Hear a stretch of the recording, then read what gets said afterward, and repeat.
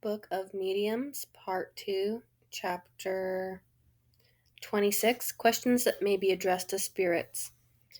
The last chapter was quite lengthy. This one is a little bit too. I may have to put this in two parts because of technical difficulties with the last chapter. And they're just a little longer because Kardec is talking more about how to, more like the practical aspect of things. Questions are preliminary observations, questions sympathetic or antipathetic to the spirits, questions on the future, past, moral and material interests, on the fate of spirits, on health, on inventions and discoveries, on hidden treasures, and on the other world. So that's quite a big subject matter. So putting questions to the spirit, if you can anticipate the spirits that's coming, then maybe you can prepare a few questions in advance. But you're not always able to in the moment. But there are certain questions that it's wise to ask new spirits or spirits just to find out why they're coming and who they are. Too much importance cannot be attached to the manner of putting questions and their nature, the form, and the subject. They must be compiled with clearness and precision and avoid complexity. They're saying that they should be asked in a certain order. When a subject requires a series of questions, it's essential that they must be put together so they flow naturally into each other so that the spirits answer more readily and clearly than when they are put by chance or abruptly from one subject to another.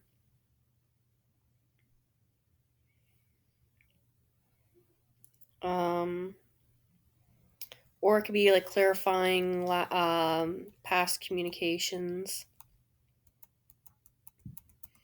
Because the way that we ask questions is going to influence the answer that we get.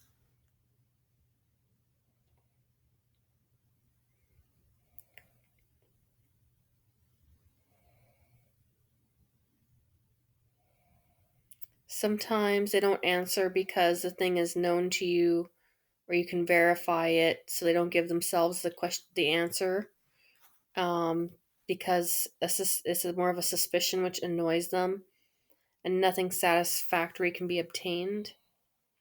So there's a question of motive of are we asking this why are we asking this question? It can't just be out of vain curiosity.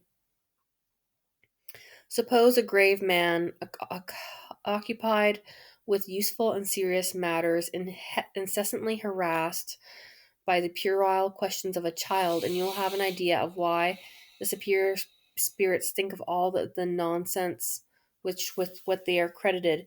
It does not follow that very useful teachings and excellent advices may not be obtained from them, but they answer according to the knowledge that they themselves possess, according to the interest you deserve on their part, and the affection they have to you, and according to the end or the means. The means is the end why, and usefulness the end result of the communication or in answering the question. They will make often visits very short or very often according to the degree of their imperfection. Some people think it's best not to ask questions and to wait for the teachings of the spirits without calling it forward, but he's saying that this is an error. There may be spontaneous instruction of a very high bearing, which is wrong to neglect, but there is explanations. We should often wait a long time if it was not asked. Without the questions that we have asked, then the Book of Spirits and the Book of Mediums would not be made, or be less complete, or have a greater error or problems. And the science of spiritism wouldn't be as solved as he sees it. This also will help to unmask deceiving spirits who are more vain than learned, and won't go through close logic through the trial questions. Superior spirits have nothing to dread. Um, and are the first to offer explanations on obscure points rather than taking care to avoid them or to be vague. For greater certainty, we give below answers that have been made on the subject of people with experience disposed to interrogate spirits. Questions sympathetic or antipathetic to spirits. Do spirits answer willingly to questions that are asked of them? That's according to the question. Serious spirits will always answer with pleasure for those who have a good end and for the means to advance you. They do not listen to futile questions. Is it sufficient that a question be serious to get a serious answer? No. It depends on the spirit who answers. But does not a serious question drive away trifling spirits? It's not the question that drives away the trifling spirits, it is the character of him who asks it. What are questions especially antipathetic to good spirits? All those questions that are useless or just asked from curiosity or test, then they do not answer but withdraw. Are there any questions antipathetic to imperfect spirits? Only those that might unmask who they are, their ignorance, or their fraud when they try to deceive. Otherwise, they will answer anything without trouble about whether they are answering in truth. What is to be thought of people who seek spirit communication only as a distraction or a pastime or a means in obtaining information of what interests them? These are very pleasing to inferior spirits who, like them, wish to be amused and are content when they are mystified. When spirits do not answer certain questions, is it the effect of their own will or a superior power is opposed? Both. There are some things that cannot be revealed and other things that the spirit does not know. By strongly insisting, would the spirit answer? No, the spirit who does not wish to answer can leave. Therefore, um, it's necessary to wait and not be obstinate in making an answer. To insist on an answer when we don't wish to give one is certain to be deceived. Can all spirits understand the questions put to them? Very far from it. Some inferior spirits are incapable of even understanding some questions, which does not, however, prevent them from answering. Well or ill, it's just as it happens among yourself humans. In some cases, when the thing is full, it frequently happens that a more enlightened spirit comes to the assistance of the ignorant spirit and then helps in what should be said. But the contrast behind the answers is easily recognized, and the spirit often acknowledges it themselves. This only happens for spirits who are really ignorant and never for those who make a parade of false knowledge. Question on the future. Can spirits tell us the future? If man should know the future, he would neglect the present. And there is where you always insist on having a precise answer. It is never wrong. For the manifestation of spirits, it is not a mean of divination. If you will absolutely have an answer, it will be given to you by a foolish spirit. Are there not future events, sometimes spontaneously and answered by spirits? It may happen a spirit may foresee something that they think is useful to make known or has a mission to know it, but is a greater cause for suspecting it to be a deceiving spirit who amuses himself by making predictions. What kind of predictions should we most mistrust? Those who do not have a motive of general usefulness. Personal predictions may almost always be considered, as they're saying, vague. That the spirits are more should more be concerned with community sentiments or for like the good of mankind. They're not really the good spirits aren't really down like to predicting like I guess you could say lotto numbers or what might happen in a specific person's job, for example, according to Kardec. That would be a more lower spirit, not a higher good spirit. Why do serious spirits, when they predict something, don't give a fixed date? Is it because they cannot or because they will not? Both. In many cases, some predict an event, but it is more of a warning. And to a precise date, often they don't. Often, also, they cannot because they do not know themselves. They may foresee a thing will take place, but that precise moment may depend on events which are not yet set in stone, and for which maybe God alone knows. Trifling spirits will make no scruple of deceiving you, indicate days and hours without troubling themselves on the accuracy. For this reason, all circumstantial predictions should be destructed. Once again, the Spirit's mission is to make you progress and help as much as they can. He asks for wisdom of superior spirits who will never be deceived. But do not believe we will lose our time listening to your nonsense and telling your fortunes. We leave that to frivolous spirits whom it amuses, like mischievous children. God has imposed limits to the revelations which may be known to man. Serious spirits keep silence on everything forbidden to be made known. By insisting on an answer, you are exposing yourself to impostures of inferior spirits who are always ready to seize an opportunity or occasion. Spirits see or foresee future events. They see them fulfilled in the space of time that they do not measure as we do. So, in order to give the exact date, they may um, more look at it as a human in our time space, which they do not always judge necessary or may cause error. Are there not men that can see the future? Yes. These souls may are disengaged from matter, and then it is their spirit that sees. And when it is useful, God allows them to reveal some things for good. But there are more impostors and charlatans. This, however, will become more common in the future. What must be thought of spirits who predict a person's death at a certain date or hour? These are malicious jesters or very malicious who have no other motive than to enjoy the fears they cause. Never believe them. How is it that some people are warned by the pre knowing of their time or death? Oftentimes, it's their own spirit who knows this in moments of liberty and preserves an intuition of it on awakening.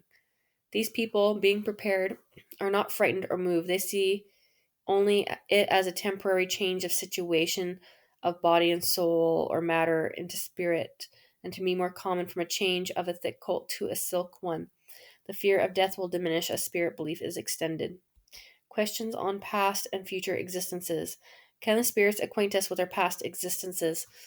God sometimes permits past lives to be revealed according to the end. If for your instruction, the revelation is almost always made spontaneously and in totally an unforeseen manner, but he never permits it to satisfy a vain curiosity.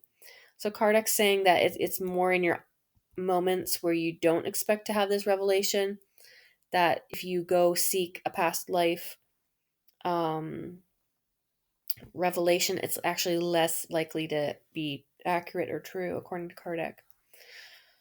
Why do some spirits never refuse to give such revelations? They're just flattering spirits, they're pretending spirits.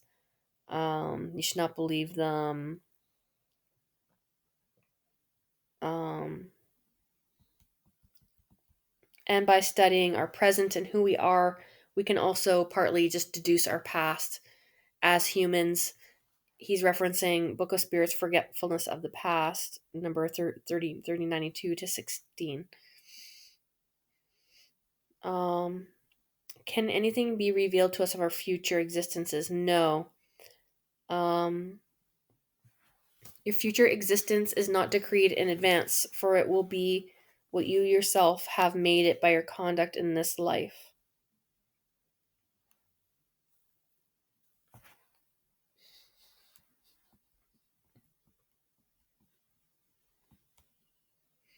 Questions on moral and material interests.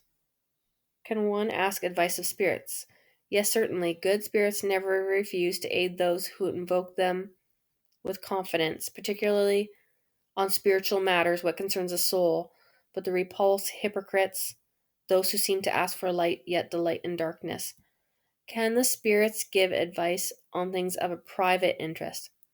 Sometimes, according to motive, it depends on to whom you address yourself. Concerning your private life is given more certainty by a guide or familiar spirit because he attaches himself to a person and interests himself in what concerns the person and him. This is your passed over friend, the confidant of your most secret thoughts, or your guide, but you often tire him with questions so little to the purpose of guiding you or your own spiritual progress. It would be absurd to ask your private affairs of spirits who are strangers to you. as you may just ask just a random person on the road. Pointless questions is incompatible with superior spirits. You must take into account the qualities of a familiar spirit who may be good or bad according to love or sympathy for a person to whom he attaches themselves. The familiar of a wicked man may be a wicked spirit, whose advice um, may be bad, but he who removes and yields his place to a better spirit, if the man himself becomes better, like to like. Can the familiar spirits favor material interests by revelations? They can and do sometimes in certain circumstances, but be assured that good spirits never lend themselves to just saying like silly ends. The bad will display to your eyes a thousand attractions, incite it and deceive you. Your protecting spirits may aid you with it or soften it, but in the interest of your future, they are not permitted to deliver you from certain circumstances, as a good father does not give to his child all he may desire, just for our own, basically for our own good, so we aren't spoiled brats, etc. That our spirit guides may let us suffer or go through certain things to learn certain lessons, but they can intervene or lessen certain things in certain circumstances. Um, Otherwise, we would also lose all initiative to spiritually grow. We often have to learn our experience at our own expense. So we are often left to our own devices or choices, such as a skillful teacher does for his pupils. They counsel us by inspiration, but they leave us with the responsibility of a bad choice. It's a mistake to bother our familiar spirits, to question them about every instance of the most ordinary things of our lives, as do many mediums. There are some who take a pencil and ask yes or no for the most simple things in our lives. This is a poverty of ideas. It's a presumption to suppose we always have them at our command, having nothing else to do but us and our small interests. This destroys our own judgment and reduces ourselves to being passive in our life. It's childish to interrogate the spirits for trifling things, such as details of our household. If a person in dying leaves his affairs undone, can one ask his spirit to help with, say, real estate he has left or inheritance, or where it's not known in the interest of justice? You forget that death is a deliverance from the cares of this world. Do you think the spirit who cares in his liberty willingly returns to occupy his chains with things he no longer cares about, to satisfy those who perhaps are rejoiced in his death, to hope that it will be profitable to them? You speak of justice, but the justice is cheating their covetousness of basically their own greed.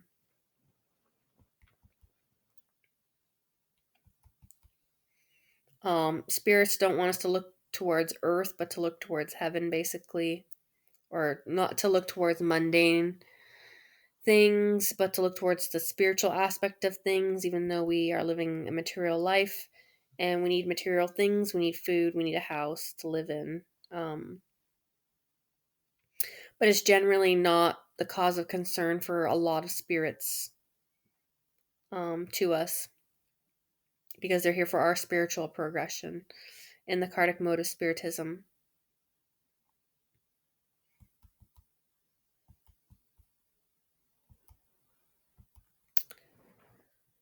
May we ask of spirits information of the spiritual world and of their situation in the world of spirits? Yes, and they give it willingly, if the question is dictated by sympathy or the desire to be useful and not by curiosity. So, yeah, we can check up on a spirit and see how the spirit is doing of a past one, what their situation is. Can spirits describe the nature of their suffering or happiness perfectly? And if this is for your instruction, they will tell you, and destroy false ideas you had in the subject. They tend to reanimate faith and your confidence in the goodness of God. They are happy to describe the good spirits of their condition. This fact can be used to constrain the bad and to incite the bad to repentance because they often find comfort. The unhappy pour out their complaint in hope of compassion. Do not forget, Spiritism is for your advancement, and for that, the spirits are permitted to let you know of the future life, offering you examples that you can learn from. The more you identify with the spirit world, the less you will regret the material one which we now are in, that we will leave. This, in short, is the actual end of Revelation, is for us to address our own morality and to think more spiritually and to make that adjustment, um, moving through our life, for end our life, and for to live our life